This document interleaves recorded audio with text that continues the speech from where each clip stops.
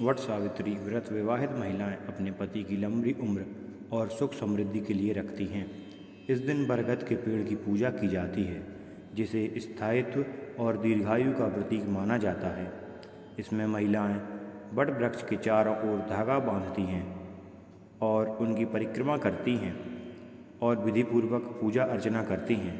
इसे दाम्पत्य जीवन में प्रेम, सुरक्षा और आशीर्वाद का प्रतीक माना जाता है। वट सावित्री व्रत कथा।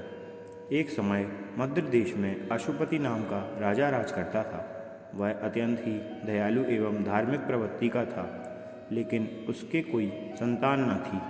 उन्होंने ज्योतिषियों की सलाह पर संतान प्राप्ति के लिए यज्ञ किया, जिसके बाद उनके यहाँ एक सुंदर कन्या ने जन्म लिया, जिसका नाम सावित्री रखा।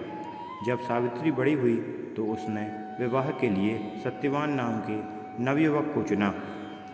जब यह बात देवर्षि नारद को पता चली तो उन्होंने सावित्री के पिता अशुपति को बताया कि जिस सत्यवान से सावित्री विवाह करने जा रही हैं उसकी आयु बहुत कम है। ऐसे में उसे कोई दूसरा वर चुनना चाहिए। नारद मुनि से यह बात पता चलते ही राजा अशुपति ने सावित्री को बहुत समझाने का प्रयास किया, लेकिन सावित्री ने यह तर्क देते हुए अपनी बात पर अड़ी रही कि हिंदू स्त्रियां वर के रूप में केवल एक ही बार किसी पुरुष को चुनती हैं। इसके बाद राजा अशुपति ने सावित्री का विवाह सत्यवान के साथ कर दिया। सत्यवान के पिता का नाम घुमसेन था, जिनका राजपाट छिन चुका था। सत्यवान के माता और पिता दोनों ही दृष्टि भी जा चुकी थी और वे वन में रहा करते थे। विवाह के बाद सावित्री भी अपने पति के सत्यवान के साथ उसी वन में रहकर अपने पति के साथ सास ससुर की सेवा करने लगी। कुछ दिनों बाद नारद मुनि सावित्री के पास आए और उसे बताया कि अब सत्यवान की मृत्यु का समय आ गया है। जब यह बात सावित्री को पता चली तो उसने अपने पति की लंबी आयु की प्राप्ति के लिए उपवास करना प्रारंभ कर दिया। मान्यता है कि जिस तिथि पर सत्यवान की मृत्यु की बात नारद मुनि ने बताई थी, सावित्री ने उस दिन भी अपना व्रत रखा। सत्यवान उस दिन जब जंगल में लकड़ी काटने के लिए जाने लगा तो सावित्री ने उसके साथ गई। जंगल में सत्यवान जब लकड़ी काट रहा था तो उसके सिर पर अचानक से बहुत ज़्यादा पीड़ा होने लगी और वह सावित्री की गोद में सिर रखकर लेट गया। सावित्री ने अचानक देखा कि वह यम देवता अपने दूतों के साथ आ पहुँचे हैं। इसके बाद जब यमराज सत्यवान के प्राण हरने के बाद दक्षिण दिशा में जाने लगे तो सावित्री भी उनके पीछे पीछे चलने लगी। सावित्री को पीछे पीछे आता देख यमराज ने कहा कि हे पतिव्रता नारी, जहाँ तक तुम अपने पति का साथ दे सकती थी तुमने दिया, अब तुम वापस लौट जाओ।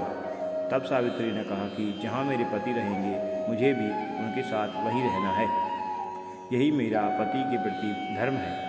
सावित्री की बात को सुनकर यमराज प्रसन्न हो गए और उन्होंने उससे वर मांगने को कहा। तब सावित्री ने उनसे अपने सास ससुर की आंखों की रोशनी लौटाने को कहा। यमराज ने तथास्तु कहते हुए सावित्री को लौट जाने को कहा, लेकिन फिर सावित्री उनके पीछे पीछे चलती रही। सावित्री की पतिव्रता को देखते हुए एक बार फिर यमराज ने उससे वर मांगने को कहा। तब सावित्री ने उनसे अपने सास ससुर से खोया हुआ राज्य वापस मांगा।